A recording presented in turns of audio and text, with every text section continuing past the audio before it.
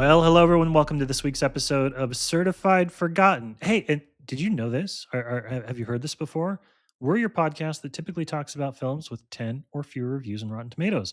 We're a horror podcast, except sometimes we're not talking about one movie with an awesome guest. Sometimes we're talking about newer releases. And in very, very rare situations, when my friend, business partner, and co-host Matt Donato is attending some big fancy schmancy film festival, we'll talk about a whole bunch of different movies that nobody's seen that maybe you'll hear about for the next 12 months, maybe the next 18 months, maybe the next 24 months. That's 2 years. Donato, how is your Sundance going? Is going very well. It's been a very nice Sundance because, as y'all know, I'm typically well, I shouldn't say typically. As of late, I've been a mainly horror critic. And this Sundance, The Wrap and IGN gave me like double digit reviews outside of the genre. So I've been able to I don't know, feel good again about getting to what people consider quote unquote normal reviews, or at least, write about some non genre stuff to remind the film critic industry that, hey, I'm not just a horror critic. Yes, your sickness to watch all of the things can also be leveraged or activated, shall we say, in order to go spend 15,000 hours watching documentaries and nonfiction features deep, deep, deep into the bowels of the evening in Utah. Is that correct? Yeah, I'll be walking out of here with 15 plus reviews. Still have a few more to write, but like 14 are published already. And somehow I'm not as tired as usual. It's been a very accommodating festival. This has been a one that I can manage, And I'm happy to get out of the cold though. Let me fly home tomorrow. I'm ready. I hear you. Well, this is going to be the Matt Donato show today because I am not at Sundance. I am snowed in Philadelphia, probably very similar to the environment that you're in right now. So I am just going to make oohs and ahs and supportive noises as you talk about the things that you've seen at the festival this year. And because we're certified forgotten, because we are horror boys, even though we are able to do things outside of the genre, let's start there. What are the horror films that have stood out to you at this year's festival? And what are the titles that you definitely think folks are going to be seeing in the next, let's say, 6 months? It's funny because while there is a midnighter section, I think we're used to Fantastic Fest, which is all horror. We're used to South by Southwest, which is a lot of horror, and it like seeps into the headliners and stuff like that. But this year at Sundance, no joke, there are 1, 2, 3, 4, 5, 6 horror movies. That's it. Out of the whole program, there are Mm. what I would describe as 6 horror movies and some adjacent, like The Gallerist is basically A Bucket of Blood or Velvet Buzzsaw, and it's Kathy Yon doing, hey, what if a corpse was sold at an art gallery? But I wouldn't, it's about a dead body, but it really doesn't go into that level of it to like make it horror. So I really Follow would up say go. follow up question for you really quickly, because this is something that sometimes people can get a stick up their ass about. When you say stuff is horror, are you one of those people that like a horror movie is a horror movie and a thriller is a thriller, or do you cast a pretty wide net and say, if there are elements of horror in it, I will count it towards the total, or if you want to consider it a horror film, I'm good with that. How narrow are you in, especially at a festival when stuff is unseen? How narrow are you in the parameters of what constitutes horror? A thriller is not a horror movie, and I'm actually pretty stubborn on that, especially at festivals, because when you're one of the first reviews for a movie that nobody has seen yet, the words you write are how it will be marketed going forward. So I think it is actually imperative that festival critics kind of play it closer to the vest and make sure that we're talking about movies the way that they are presented and not try to be, I don't know, just nothing should be missold because we want people to like the movie that was made. And I just think sometimes people get real loosey goosey with some things. Like I had fights this year about Predator Badlands or The Plague. Neither of them are horror movies. I understand they have genre elements, but neither of them are horror movies. Okay. All right. So establishing that and knowing now that when you say there are 6 horror films, you mean horror films at the festival. Which ones did you like? A small pool to pull from, but there must have been one or two that stood out for you. I'm going to be very honest. And here's the comparison I'll make. Last year, I saw 2 phenomenal horror films in the Midnighter section and a bunch of other mess. Here, I have seen only good horror movies. Again, it's only, a handful, but I don't think anything has been bad Hmm. to say that I listen, I've written a lot of 3 and 3.5 reviews, and honestly, kinda a nice little momentum to keep going because this Sundance has felt like the last Sundance in Park City in atmosphere, in the way it's run, and this is very much a get them out the door kind of thing. So I was worried that the programming would reflect that as well, but I have had a very good festival in quality, and I think the Midnighters alone kind of like, you know, the fact that I haven't written a negative review, and I have one left, I'll admit. I have one Midnighter left tonight, but that one wasn't one I was stoked for anyway, so I'm good to get into the other ones. Okay, what you got? I'm gonna start with I'm gonna start with what I think is my favorite of the Midnighters, and you know what? Okay, it's gonna be Leviticus, and Mm, it was just picked up by Neon. Great partner for this movie. I am gonna come out the gate and say it is very much a Queer It Follows. Like, that is the structure of the film. That is what you are going to watch. But it's a first time filmmaker. It's really well shot. The main performances are fantastic, and all of that kind of like it lets you come to terms with the fact that like yes, it is just Queer It Follows, but like familiarity isn't a bad thing. It's how you kind of like take what we know and drive it to the next level. And I think that 100% is what Leviticus does. I'm trying to pull up the names of the director obviously and all that stuff.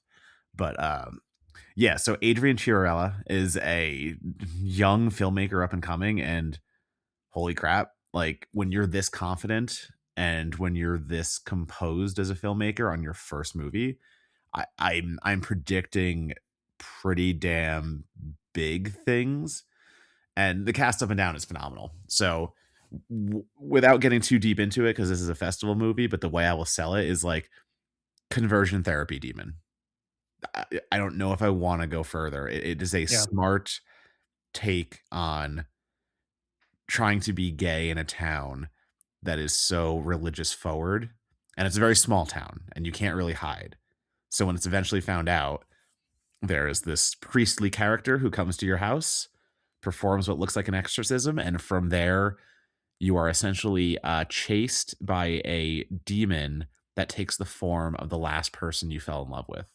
So it is literally this idea of trying to turn queer people against each other and make them hate the person that they loved. So yeah, it's good. Yeah. It's solid. Again, like, does that familiarity stop me from saying it's like a 4 or 5-star movie? Absolutely. It's been done before, but the perspective is fresh. The technical qualities of it are, above and beyond. So for me, I think Neon's going to crush this one. I don't know if it's going to make a shit ton of money, but Neon is the perfect partner. I think they're going to do really well with the marketing for this.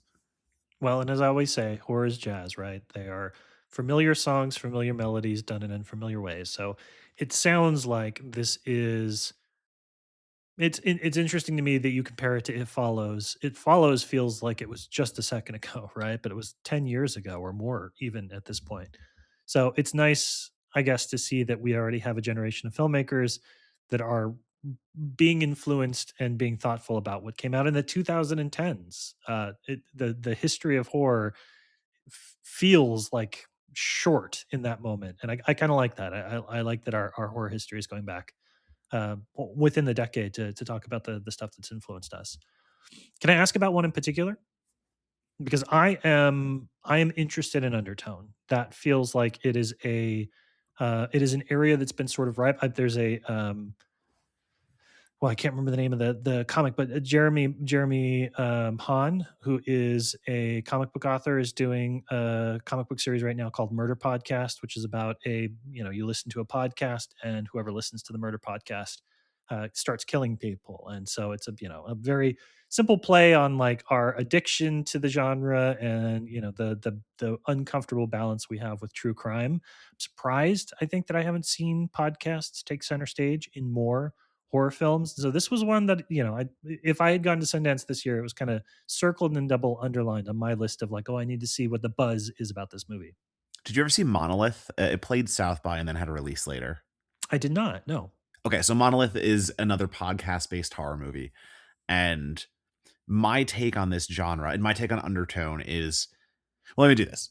I think Undertone is better than Monolith because Undertone really goes into the horror of everything pretty hard, and especially in the 3rd act when, well, some things explode and the demonic elements, escape the audio, we'll say.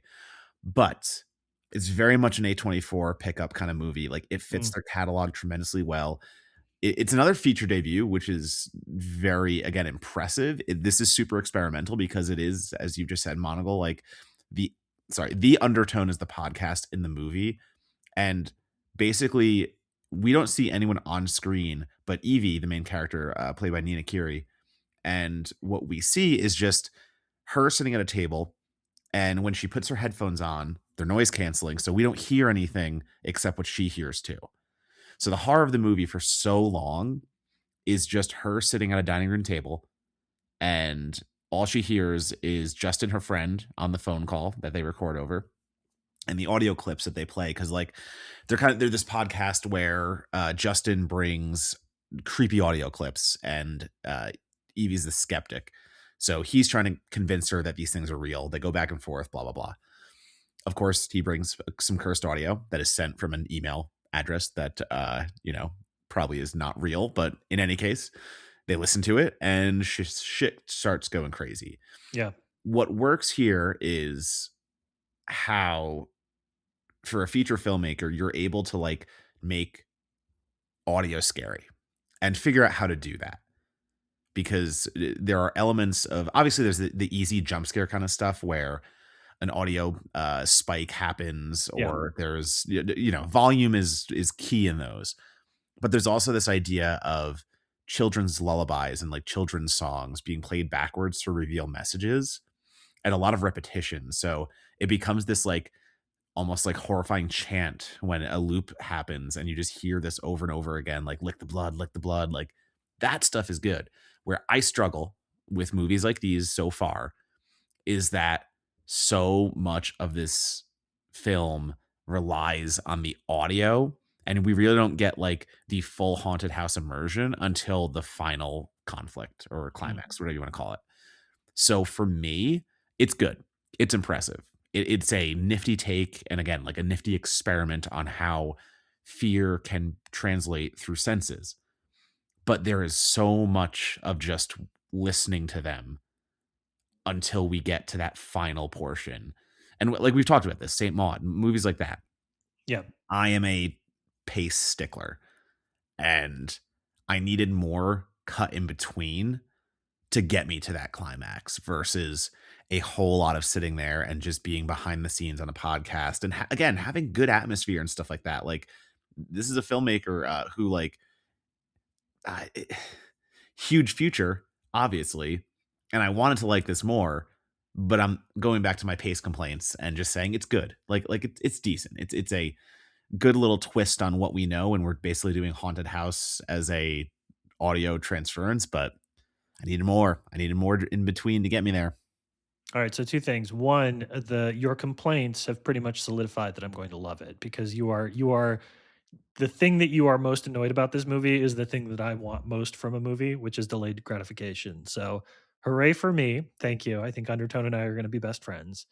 And the other piece is the way you describe it, not that it's in any way thematically similar, but it makes me think a little bit of something like Pontypool, which is a film that is very much not showing, but literally telling. Like so much of that film is Stephen McCaddy's character, getting different phone calls and audio reports, and there's a sense of growing wrongness that what you're listening to vis-a-vis your main character shouldn't be. And I think that exercise can work again to varying degrees. Like, I think I'm probably going to like it more than you are just by the description you gave. But this idea of like single room and then a window, audio or metaphorically, into the outside world and sort of what that makes you think and brings to bear. There is a part of me that is drawn to that. I like that when you're basically saying we're going to make audio do the heavy lifting. Whether that's something as over the top as Barbarian Sound Studio or relatively refined as Pontypool, audio first films or films that try and let their sound design, their sonic landscapes do the heavy lifting in horror, I will always show up to that because if they get it right, if it works, oof, that's a fun ride. Oh, I name checked Pontypool in my second line in my review. You Hell are yeah. correct. You are correct. All right, so that's two. Are there any other horror films that you want to highlight? Because I know that there are a bunch of non-horror films that you were really, really, really strong on this year. Yeah, no, Saccharin. I'm going to keep going with the horror stuff. We have a Shutter release called Saccharin that is Natalie Erica James of Relic fame coming Hmm. back, and well, of also Apartment 7A fame. But I Mhm. don't think a lot of that was her fault, if I believe what I've heard. In any case, Saccharin is definitely more of the Relic, and it is more of the how good she is at dealing with like deep, heavily emotional storytelling, but like making it more engaging on a horror sphere level. So this one is a little zippier too. It's a little more upbeat, and basically it's a horror movie about body dysmorphia, and it starts out with like elements of The Substance and Grafted, but then it starts folding in elements of The Autopsy of Jane Doe, because she's Mm. a medical student and she is opening, corpses and learning how to like disassemble a body and all that stuff, and at the same time she wants to lose weight, and it is like an obsession of hers. And it's that kind of horror trope where okay, I want to be the person I'm not, and like I'm going to do something drastic to get there. So she takes a pill, she finds out it's a certain thing, and well, that certain thing happens to be ashed up remains of people. So from there things spin wildly out of control, and that's not a spoiler because like that's literally in the first few minutes, like that is the setup for the movie. But I think with it's too long. My complaint is going to be on this one that it drags on a bit, and it's playing willy-nilly with its own world building. So like some parts are super overdeveloped and some parts are super underdeveloped. But what succeeds here is her confidence as a filmmaker. And again, like talking about someone who just like owns the screen and knows what they want to put up there. And it's very scary at parts. It's in your face in certain ways where the horror is coming from ghosts that start appearing for certain reasons, connected to people taking the pills. So she has a specter following her, and how it torments her. It's not just about like, again, these almost It Follows esque scenes with an invisible demon where it's just chasing her, and she can't get away from it. That's the scary stuff. But then there's also these like grotesque scenes where it wants her to eat, and the more she eats the more she loses weight. So she's just like devouring food on this like graphic level, and there's a lot of good stuff there where the camera really pulls in on her face and turns like binge eating into you hear the sounds, the noises. It's Yeah. There's a lot of good stuff with that. So I think it's one to look out for. It's a great nab for Shutter. So happy for Natalie Arca James. Again, good movie. Yeah, it's funny. I joked earlier about films that are connected to the recent history, but I mean, you talk about Undertone, it sounds like The Ring or elements of The Ring in there. You talk about Sakura, it sounds like what is it, The Eye, that Japanese film where like somebody gets an eye transplant and they start seeing stuff. It feels like you and I talk about this a lot in the podcast. It feels like the spirit of the 2000s is alive and well among the modern generation of horror filmmakers, and I am truly not upset about that. No, and I don't know if this one's going to have a contemporary. So this one that I'm going to bring up is called Buddy. And it was one of my most anticipated coming in, but also the one I knew was going to be the biggest gamble because it's directed by Casper Kelly. And this is the person responsible for Too Many Cooks, a bunch of Adult Swim stuff, also the Adult Swim U-Log stuff. Where But come on. what? Name the best one. That wait, that Casper Kelly did? Yeah, wasn't didn't he do Great Choice? I do not believe he did Great Choice. No, Oh, okay, all right, never that's mind. an I Adult was Swim. Great Choice is fucking phenomenal. That Great is a Choice is great. great. I didn't want there to be any missing on, No, Carrie Coon praise if we had the opportunity, but please continue. no. But anyway, so all to say, Casper Kelly is a obscure maximalist. So what Buddy is basically the way I described it is like Barney took over Pee Wee's Playhouse and murders anyone that doesn't shower him with love. So what we get at the beginning is very Great Choice esque because it starts like an episode of Buddy's show. So Buddy is this gigantic orange and yellow unicorn that is again in a giant fabric suit, and he has children there every episode. And the way it kind of plays is like the kids become more self-aware of being in the television show, and Buddy is outed immediately as a psychopath. So like in the very first episode, one kid dies and another kid notices, and the next episode he's just replaced, and all of a sudden it starts like, you know, they've gained sentience, like they know what's going on. And from there it just gets wilder and wilder. And I think there are a few whiffs in the way that the story evolves. I don't want to give too much one about this one because it is just bonkers ass crazy. But as like a meta midnighter about innocence just fucking flayed, and Casper Kelly having so much fun with the idea of like, all right, how do we really milk all of these like Pee Wee's Playhouse and Barney and down the list, Wizard of Oz, it's all in there. So like all that stuff really goes through the Adult Swim like meat grinder. Mhm. And where I haven't connected with Casper Kelly's work in the past, I think Buddy is his cleanest and like most thoughtful of all the whacked out ideas he's had. So again, I think this is a fun one. I think it's one you watch with friends, and I think it's one that you know some of the jokes aren't going to land for you because just everything is being thrown at the wall. But at the same time, Christian Miliotti's in this, and like the cast he was able to get for this movie, I think speaks for itself. So I think this is one you're going to have fun with. I think just go along for the ride and know that it will change, even if you think the idea of like watching the same TV show episode over and over again, getting weirder, sounds repetitious. It won't be that forever. Just trust me. So apparently, my job on this episode is just to be like, "Oh, that reminds me of." So this one describing it reminds me of a book that I read last year, which is it's called Mr. Magic by Kirsten White.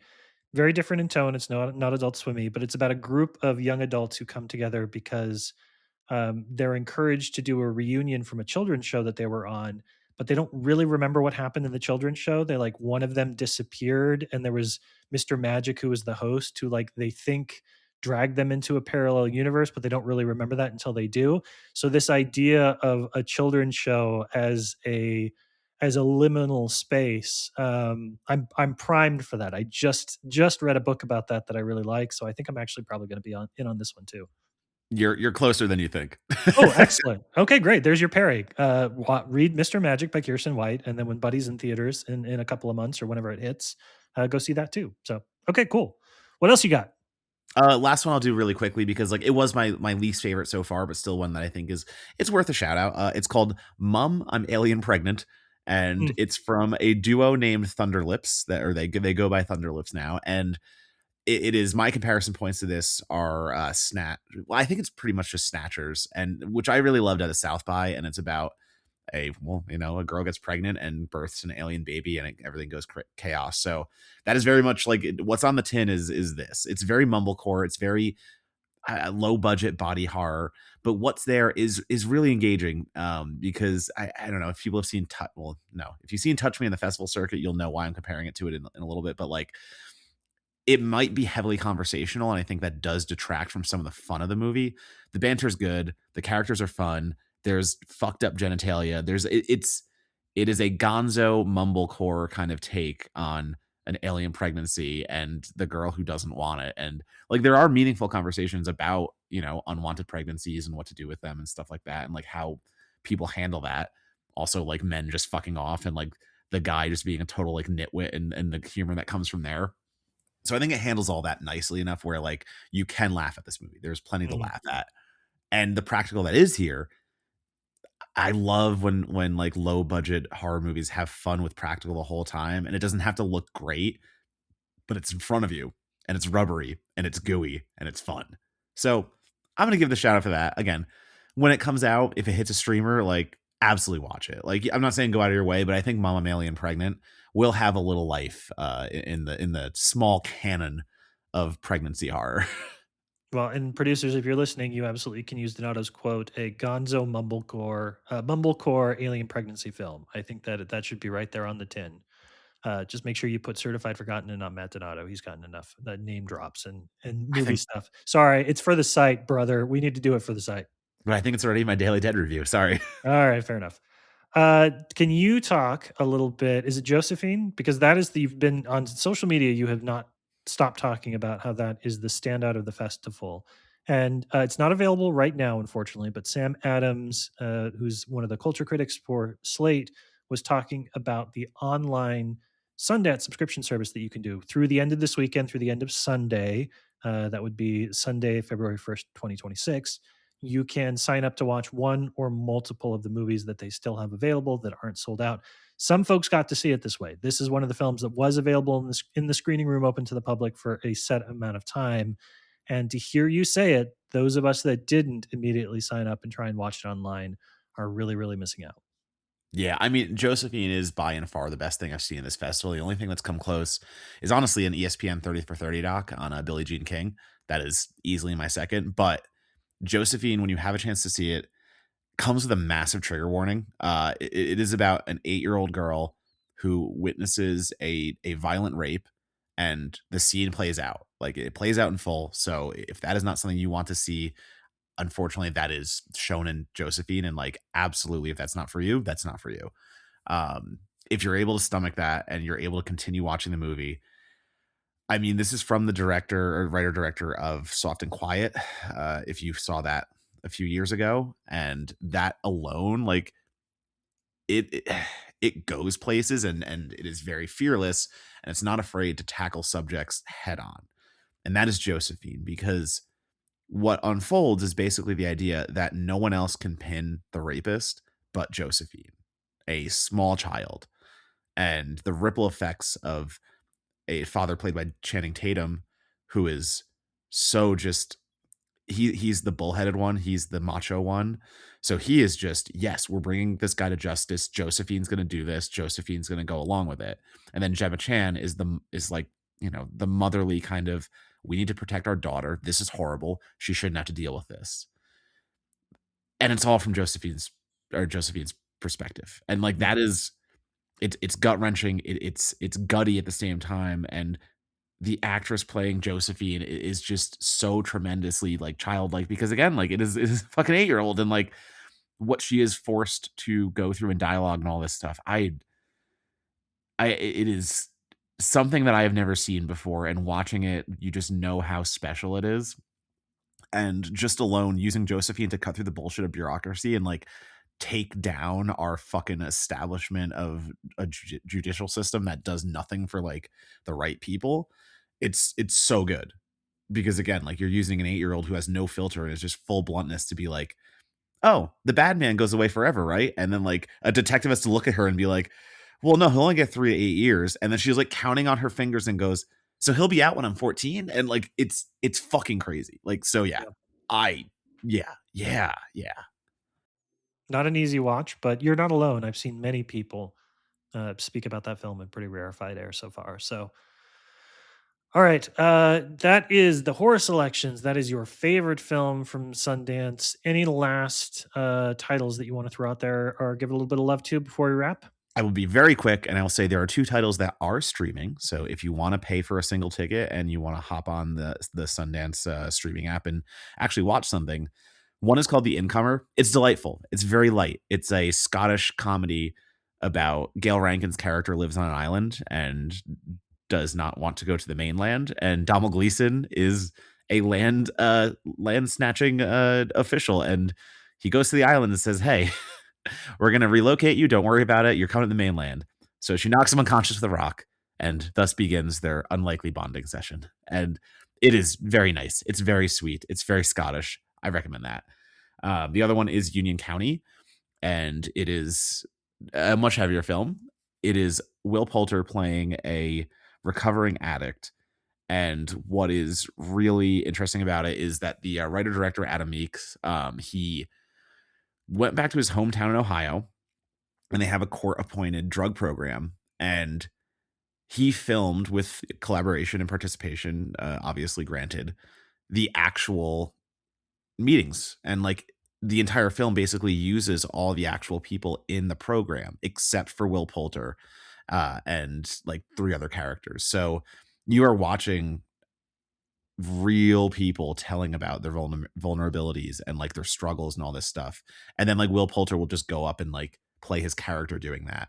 But it's seamlessly done. It's super effective. And I think it's one of those movies that like it's really understated in a Kelly Riker kind of way. And it's not like a loud movie, but it's authentic and it's organic. And I think Will Poulter, kind of just like sliding in with this group it means so much. So I think it's a really smart and understated depiction of addiction and the struggles that go through there and like the fight they'll always have. It's both hopeful and tragic and all that stuff. So it's good. It's a good little one. So if you're willing for that, I think that's another mighty watch. Is it shades of Sing Sing in terms of combining real people? And did you mention that in your review also? You're damn right I did. Okay, all right. Always on the same wavelength. We can't agree on shit, but we're always thinking the same thing. That's the beauty of the podcast. All right, Donato, you said you have 15 reviews coming out of the festival for folks that would like to go check out your writing on these movies. I know you said you're writing for The Wrap, you're writing for IGN, you've got some stuff coming out on some horror sites as well. What's the best places to connect with you online? It's always going to be Donato Bomb, DonatoBomb.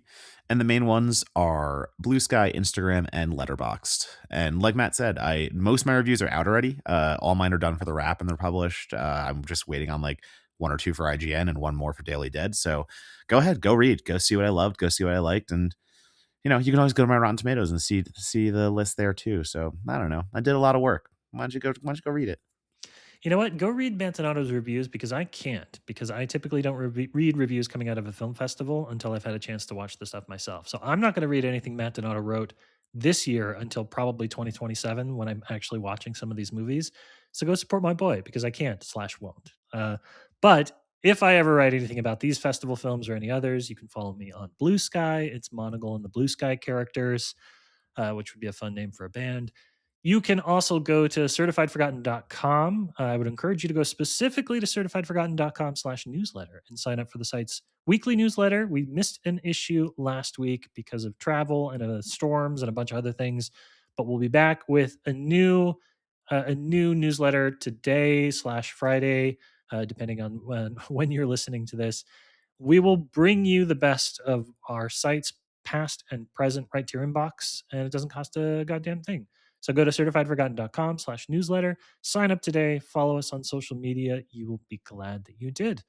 I know it depends on how the post festival stuff comes up. We'll probably be just you and me next week, unless we can take our next guest and kind of expedite getting them on the show. We know who it's going to be. It's just a matter of getting them lined up to be able to talk to them. So stay tuned. We'll see you all again very soon.